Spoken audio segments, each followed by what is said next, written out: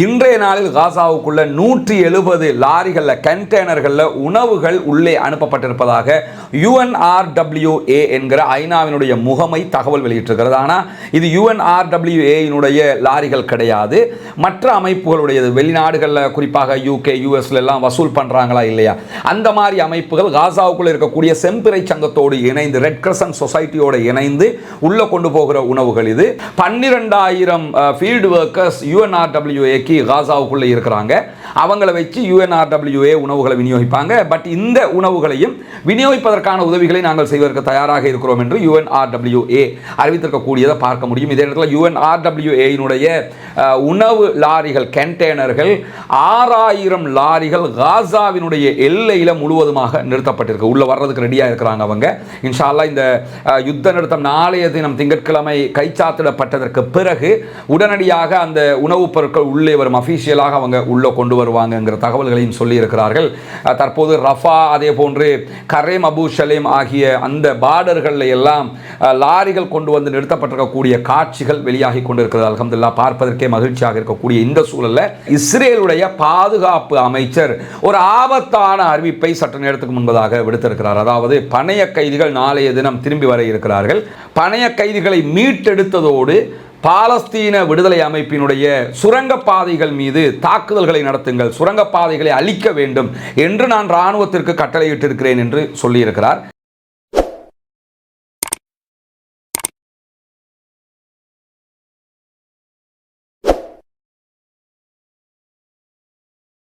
அன்பிற்கினிய சகோதர சகோதரிகளே, நம் அனைவர் மீதும் ஏக இறைவனுடைய அமைதியும் கருணையும் உண்டாகட்டுமாக என்கிற பிரார்த்தனைகளோடு, நமக்கெல்லாம் தெரியும் பாலஸ்தீனத்தினுடைய காசா உள்ளிட்ட பகுதிகளில் தற்போது சமாதானம் நிலைநிறுத்தப்பட்டிருக்கிறது, யுத்த நிறுத்தம் ஏற்பட்டிருக்கிறது. ஆனாலும் யுத்த நிறுத்தத்தை மீறி அவ்வப்போது இஸ்ரேல் சில தாக்குதல்களையும் நடத்தி வருகிறது. அந்த செய்திகளை முழுமையாக நம்முடைய இரவு நேர அப்டேட்டில் உங்களுக்கு தர காத்திருக்கிற இந்த சந்தர்ப்பத்தில் தற்போது பாதைகளை துப்புரவு செய்கிற வேலைகள் மும்முரமாக இடம்பெற்று வருகிறது. அல்லாஹ்வுடைய உதவி புல்டோசர்கள் வரவழைக்கப்பட்டிருக்கிறது. மக்கள் வெளியேறுவதற்கு தகுதியாக பாதைகள், குறிப்பாக ஹைவேஸாக எதெல்லாம் இருந்ததோ அவற்றை எல்லாம் துப்புரவு செய்து மக்கள் பயணிக்கக்கூடிய விதமான ஏற்பாடுகள் செய்யப்பட்டு கொண்டிருக்கக்கூடிய சூழல்ல இன்றைய நாளில் காசாவுக்குள்ள 170 லாரிகளில், கண்டெய்னர்களில் உணவுகள் உள்ளே அனுப்பப்பட்டிருப்பதாக UNRWA என்கிற ஐநாவினுடைய முகமை தகவல் வெளியிட்டிருக்கிறது. ஆனால் இது UNRWA லாரிகள் கிடையாது, மற்ற அமைப்புகளுடையது. வெளிநாடுகளில் குறிப்பாக UK US எல்லாம் வசூல் பண்ணுறாங்களா இல்லையா, அந்த மாதிரி அமைப்புகள் காசாவுக்குள்ள இருக்கக்கூடிய செம்பிறை சங்கத்தோடு இணைந்து, ரெட் கிரசன்ட் சொசைட்டியோடு இணைந்து உள்ள கொண்டு போகிற உணவுகள்.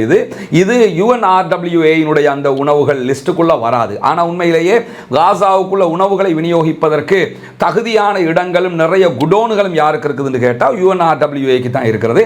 இது ஒரு 170 லாரிகள்ங்கிறதுனால குடோன் எல்லாம் தேவைப்படாது, அதில் வச்சு அவங்க விநியோகிச்சிடலாம். இப்போ இருக்கக்கூடிய சூழல்களுக்கு 12,000 ஃபீல்டு ஒர்க்கர்ஸ் UNRWA காசாவுக்குள்ளே இருக்கிறாங்க.